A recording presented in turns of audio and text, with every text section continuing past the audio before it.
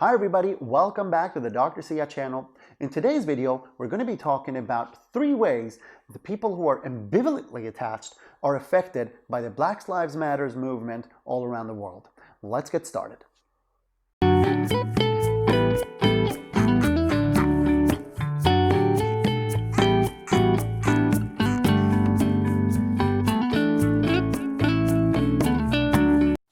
Alright, so what are the 3 ways that people who are ambivalently attached are likely to be affected by the Black Lives Matter movement that's going on around the world today? Now, before we start, I just want to say this video doesn't mean that people who are ambivalently attached will have to act in this way. There are a lot of people who are aware of the things that go on for them, and they can sort of counteract their attachment patterns. So this is not about those people. This is about the people who are unaware of their attachment patterns, unaware of their ambivalent attachment patterns, and sort of just act in accordance with those patterns because they happen automatically because they're not aware of them. All right. So the first way that people who are ambivalently attached will be affected by the Black Lives Matter movement is, as you know, people who are ambivalently attached are unlikely to be able to pursue their own wants. They're unlikely to be able to pursue this inner voice within them that says to them what's right to do and what's wrong to do. So what happens to the ambivalently attached people is that they'll frantically be looking for the right thing to do. Almost like going, what is the position I should be taking here? What should I be doing here? What should I be saying? What will people be happy with me if I say? And not in terms of that then bouncing back onto their own thoughts and their own values and what their own morals are about what they ought to or what they believe they want to do and what they want to be engaged in, but rather it becomes more about perception and what people say they should be doing. Which leads into the second thing, the second way that people who are ambivalently attached might be affected by the Black Lives Matter movement that goes on around the world today, is that you found them quickly, the ambivalently attached people, jumping on board on something. They'll quickly jump on board on some protesting kind of thing or some online protesting kind of thing.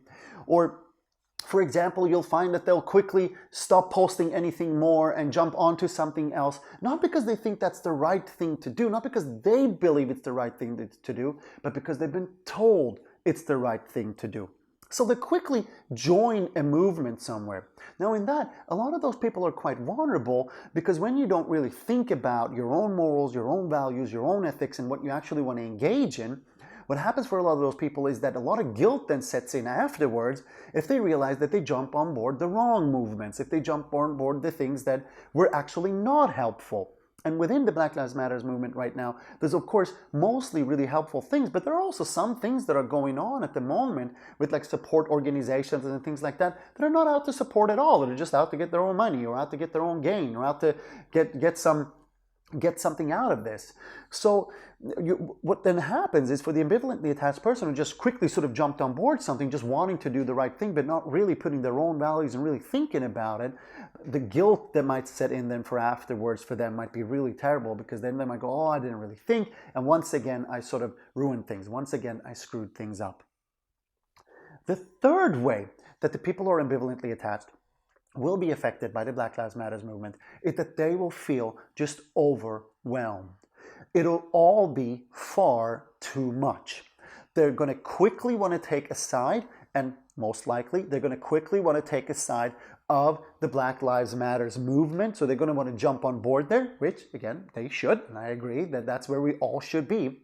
But what they're going to find is that they're going to get really overwhelmed by it. They're not really going to be able to capably and competently act within that. Rather, it's just going to be a lot of emotional hurt, a lot of overwhelm, and a lot of dependency in other people to heal that overwhelming experience that they have, to sort of soothe them within that. You're going to find them, for example, saying things like, honey, I'm so overwhelmed by all of this. This is all just too much to me. Can you help me with this? Can you do something for me, baby? What am I meant to do? I don't know. It's all too much. And they'll find, and their partners will find that they're actually more a burden than anything else. Like they now have to not just deal with all of the things that are going on and their own activism and their own sort of wants and wishes, but they rather sort of also have to help their partner cope with their own sort of activism and with their own wants and so on and so forth. So they become overly dependent on their partners to help them out through this time. So those are the 3 ways that people who are ambivalently attached are affected by the Black Lives Matter movement. If you think there are other ways that they're affected, please go ahead and comment and let me know. I'm really interested to hear what you have to say. Now, as per usual, I hope you enjoyed this video. Please subscribe. Please press the bell button so you can see my face pop up every time I post a new video. And also, please tell your friends if you think that this channel is really interesting. Let them know Dr. Sia channel on YouTube and what I'm trying to do here with helping people understand more about psychotherapy, more about attachment, and more about how our world affects us based on the attachments that we have. Thank you very much, and I'll see you next time.